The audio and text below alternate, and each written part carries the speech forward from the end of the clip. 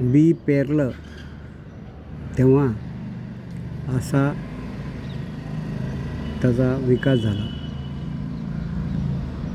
थोडा थोडा विकास होत होत होत असा विकास झाला आहे. असा विकास झालेला आहे. हा विकासामध्ये पहिल्यांदा बघा ते थोडंसा वरचा टक्कर आहे ना ते बाजूला करून हिरवा पोर्शन आहे ना तो दिसायला लागला आहे. त्याच्यानंतर मग तो हिरवा पोर्शन जास्त वाढला आणि वरचं ते कव्हर आहे ते कव्हर निघण्याच्या प्रयत्नात आहे. ते नंतर काही दिवसांनी ते कव्हर निघायला सुरुवात झालेली आहे.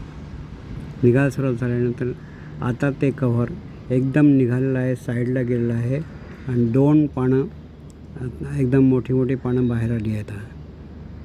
अगोदर बीज कसं उभं राहिलं त्यांनी स्वतः पहिल्यांदा मुळं तयार केलीत. मुळं तयार केल्यानंतर मग ती मुळं उभी राहून खाली जमिनीत गेली.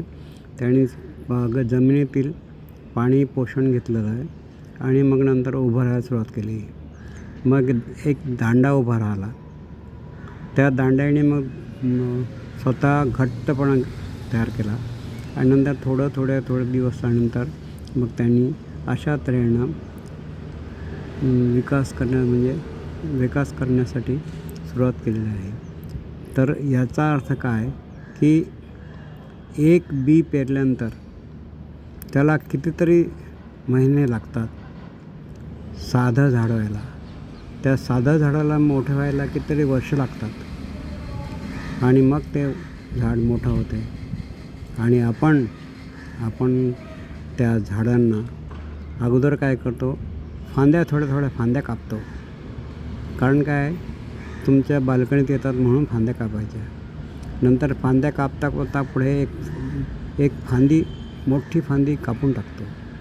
ती मोठी फांदी कापल्यानंतर मग नंतर ते वरचं टोक असते ते वर वाढत जाते तर ते कापतो आणि अशा तऱ्हेनं आपण झाडाचा सत्यानाश करतो, झाडाची कत्तल करतो.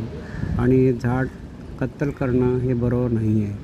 तर यापुढे लक्षात ठेवा, झाडे तोडू नका, त्यांची फांदीही तोडू नका. त्यांना वाढू द्या, त्यांच्या मनाप्रमाणे वाढू द्या, तर ते तुम्हाला जीवन देतील. आता हे पानं झाली, ते पानं काय करतात माहिती आहे, हवेतील हवेतील वायू क्लोरोफिल, हिरवी पानं दिसली तुम्हाला, हिरवी पाणी हो ना, ते हिरव्या पाण्यामध्ये क्लोरोफिल आहे. तर क्लोरोफिल हा सूर्याच्या सानिध्यामध्ये सूर्याकडनं त्यांच्या किरणाद्वारे हे क्लोरोफिल, सूर्यकिरण आणि खालून आलेले पाणी आणि सामग्री त्याच्यामुळे पुढे वाढ होते आणि पुढे त्यांना फळं लागतात. तर ही शॉर्टमध्ये तुम्हाला माहिती दिली आहे.